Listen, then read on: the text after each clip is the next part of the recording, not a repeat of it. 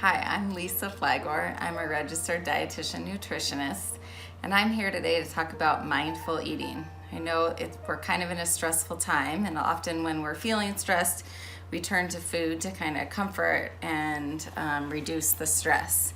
And we tend to not pay attention to what we're eating. So I want to talk about a few tips on what mindful eating actually is. So it's being aware of what we're eating. It's being in the moment.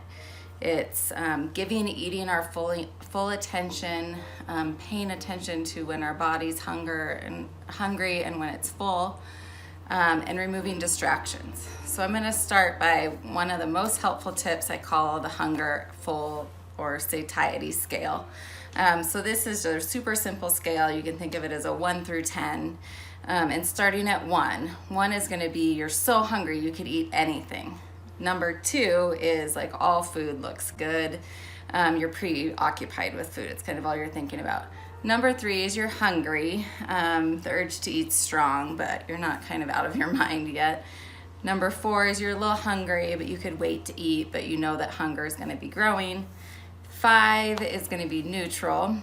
6 is you're no longer hungry. You sense food in your belly, but you could definitely eat more. 7 is you're comfortably satisfied.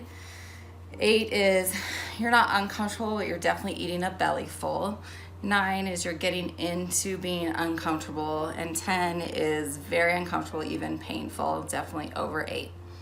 So what I think our culture is really good at kind of the extremes. Let's say the 1s and 2s, skipping a meal, not really taking care of ourselves, not feeding ourselves, work's too busy, there's just more important things to do. It's almost like it's a badge of honor to miss a meal and, kind of sacrifice that in the name of doing something more important.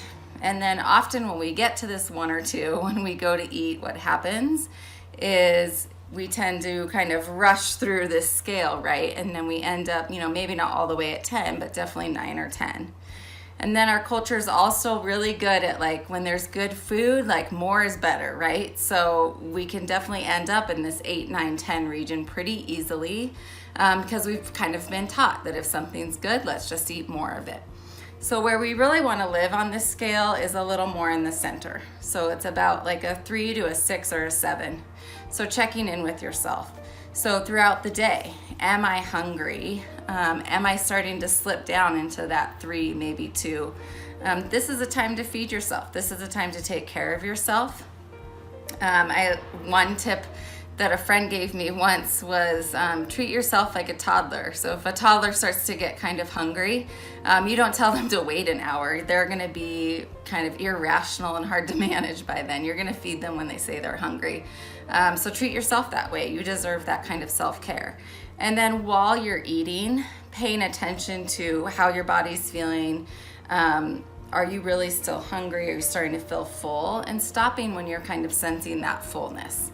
Another little tip I have about that is the way that our brain feels fullness. Part of it is our stomach as it fills with food, the actual tissue stretches.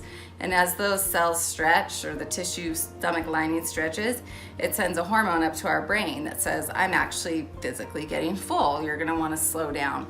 But that process takes about 20 minutes. So I find this super fascinating because I could eat a lot of food in 20 minutes, especially when I'm rushing.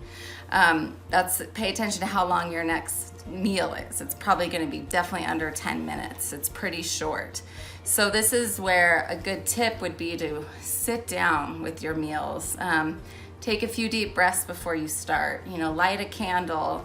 Set the table nice, make it an experience. If you're eating at the kitchen counter or the car or your work desk all the time, it means you're really distracted and it's really hard to pay attention to if your body's starting to feel full and when kind of to stop.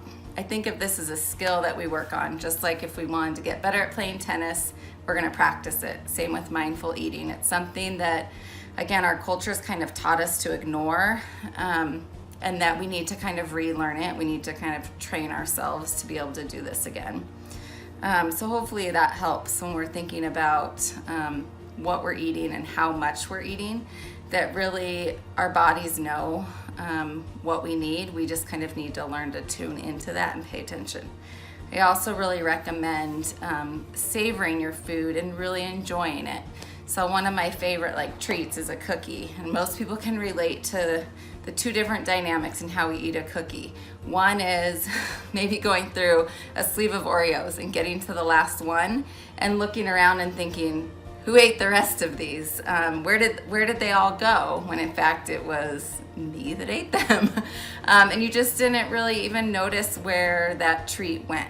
Versus maybe, let's say, being home for the holidays and my mom makes my favorite oatmeal chocolate chip cookies from childhood, and they're out on the counter and we sit down with a cup of coffee or a cup of tea, and I eat one and I'm paying attention, I'm actually tasting it, I'm really enjoying it. One cookie can be very satisfying, and I don't feel the need to kind of keep shoving them in, that is more worth it to me.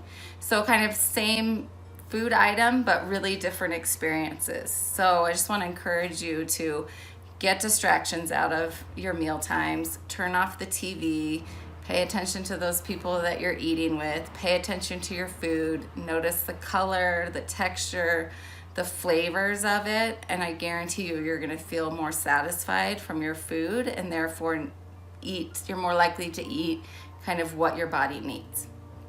So hopefully that helps with some more mindful eating.